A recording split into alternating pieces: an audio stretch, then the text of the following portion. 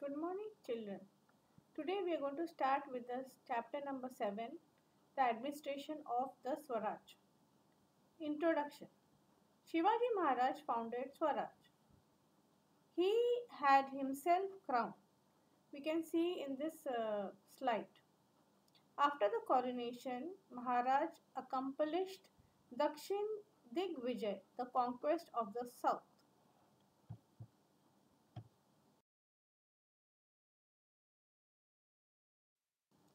The Swaraj expanded, comprising large areas of Nasik, Pune, Satara, Sangli, Kolhapur, Sindhudurg, Ratnagiri, Raigad, and Thane districts of Maharashtra that we have underlined in the green color. It also included parts of Andhra Pradesh and Tamil Nadu states. To ensure the smooth management of the affairs of the Swaraj and to ensure people's welfare, Shivaji Maharaj set up an efficient administration. This we can see in the next slide. Ashtapradhan Mandal, Council of 8 ministers, as we can see in this slide with the name given below the slide. At the time of his coronation, Shivaji Maharaj appointed a council of 8 ministers. The administration was divided into 8 departments. A head was appointed for each department. These 8 heads of department consisted the Ashtapradhan Mandal. Maharaj alone had the power to appoint a minister or to remove him from his position. The ministers were answerable to Maharaj for the administration of their respective department. Administration meant looking after the whole place which they were in charge of. Shivaji Maharaj selected the council on the basis of their merits and achievements. He did not give them jagir, watans, or gifts. They were paid handsome salaries instead. Salary means in cash they paid them money. See in the textbook also page number 29 the same chart is given to you. You refer this chart for the 8 mantris. It is Ashtapradhan Mandal minister. The policy regarding agriculture. Agriculture was the main occupation in villages. Maharaj knew the importance of agriculture. That was why he paid attention to the welfare of the farmers. He entrusted the responsibility of organizing the land revenue system to his capable and experienced officer bearer Anandji Datto. He warned the officers that they should not collect more revenue than the amount that was fixed. Revenue means taxes. He encouraged peasants to bring uncultivated land under cultivation. If the crops was loss means it was devastated due to excessive rain, more rains, or drought means no water.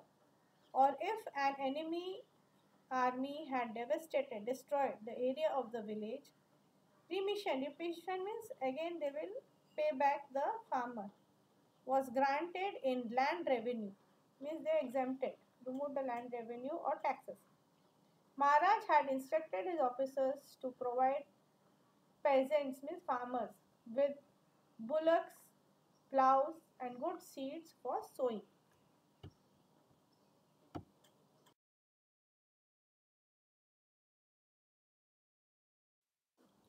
Village economy of that period. Agriculture was the backbone of the rural economy. Backbone means the main cultivation was in village was agriculture. In the village, many occupations developed to supplement agriculture. Supplement means to support agriculture. Artisans in the village produced goods and fulfilled the needs of the local people. In this sense, a village was a self-sufficient unit. Here you can see that broom making was there, then plough repairing, and to make bullock cart also they have shown in this slide. Farmers gave a definite share from their produce to the artisans. Here they can see Many artisans over here, especially the cobblers, then they're making slippers, then pottery making and iron plow. This share was called baluta. So they used to exchange food grain with the artisans. Trade and businesses. Maharaj knew that a kingdom does not prosper without an increase in trade. Merchants bringing novel goods, with different goods, has also certain necessities into a kingdom. Goods becomes available in plenty. Trade prospers, adding to the wealth. The view that Maharaj took of the merchants is seen in the Ajat Patra, means here the letter which they are writing or the record which they are keeping, where merchants are described as follows. Merchants are the ornaments of the kingdom and the glory of the king. It was a policy of Maharaj to protect the industry. An excellent example of this is the salt industry. Here we can see the salt industry. Picture is given. He protected the salt industry in Konkan. At that time, the trade imported salt from Portuguese territory and the sold in Swaraj. See here we can see the Portuguese pictures also. That affected the local trade in Konkan area. So Maharaj charged heavy duty on the salt import into Swaraj from the Portuguese territory. The intention was that the salt import from Portuguese territory would then cost more, and as a result, its import would decrease and the sale of the local salt would increase. The military organization. There were two main divisions of the army of Shivaji Maharaj, infantry and cavalry. Infantry are the soldiers on foot and cavalry are on horses. In infantry, there were officers such as the Havaldar and Jumaldars, etc. And the chief of the infantry was called Sarnobat. In this slide, we can see. He was the highest officer in the infantry. In the cavalry, there were two types of cavalrymen named Shiledars and the Bagris. The Shiledar has his own horses and the weapons, and the Bagris were provided with horses and weapons by the state. The Bagris were more in number. The rank of cavalry officer was similar to those of the infantry officers. We can see clearly in this slide how, as we can see in this slide, the famous Sarnobat of cavalry, that is the highest officer which was in cavalry, were Netoji Palkar, Prataprao Gujar, and Himbirao Mohite. Intelligence Department. It was necessary to protect the Swaraj from its enemies. For this, it was necessary to get precise and timely information about the movement of the enemy. Precise means to the point. It was the job of the intelligence department to obtain information about the movement of the enemies and submit it to Maharaj. The intelligence service of Maharaj was very efficient. As we can see in this picture, all are disguising themselves. Bharji Nayak was the head of the intelligence department. That also picture we have put over here in the slide. He was extremely skilled in his job. He collected accurate and detailed information about the Surat before the raid on Surat. Surat was a very important port of the East India Company, and there they used to do trading services. So it was the richest place over there in the time of Swaraj.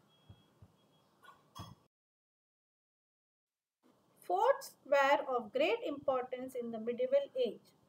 Possession of a fort made it possible to keep an eye on the surrounding area. In case of foreign invasion, it was possible to protect the people taking shelter in the fort. It was possible to stock the fort with food grains, war material, ammunition, and military garrison. Stock means to save many things in the fort. That is, garrison means the top which they had at that time. The importance of fort in the foundation of Swaraj was well stated in the Ajat Patra, the letters in which they used to keep the record of the kingdom. In that it is written, this kingdom was created by the late Reverend and exalted majesty forts alone, means because he captured so many forts, that is 300 forts. Because of that, he was well maintaining the Swaraj.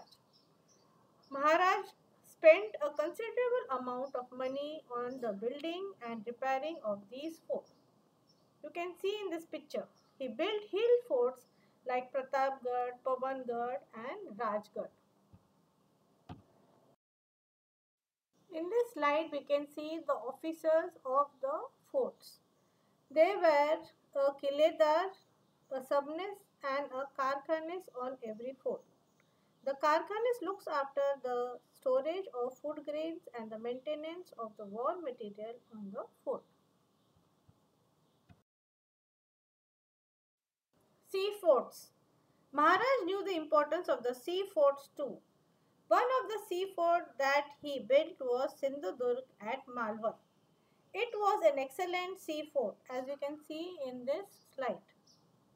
To give strength to the construction of the fort, 5 khandis of lead was poured into its foundation, means the rod. A sea fort called Padmadurg was built in front of Rajpuri in order to counter the Siddhi powers. Counter means to keep a watch on the Siddhi powers. About this fort, Maharaj had said in a letter that by constructing Padmadurg, he had set another Rajpuri to overshadow means to conquer, the Rajpuri of the Siddhis.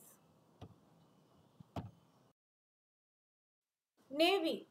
Enemies on the west coast of India where the trading purposes was going on. Which were they?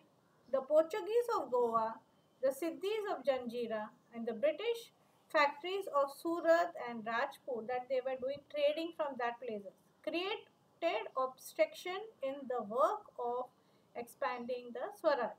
Obstruction means it was dividing. He couldn't control his places of Swaraj. It was necessary to curb these activities and to protect the west coast. Curb means to stop these activities. For this purpose, Maharaj raised a navy. He realized that the one who had navy controlled the sea. Maharaj had great foresight. Foresight means he saw that it was very important to capture the ports so that his Swaraj will not be destructed.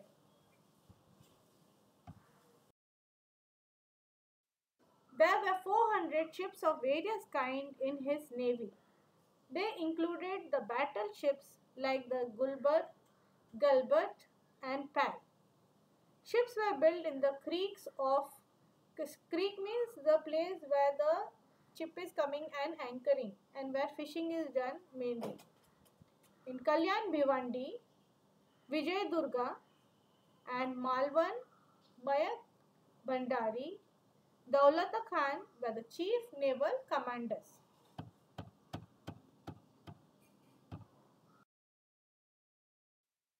Concern for the welfare of his subjects.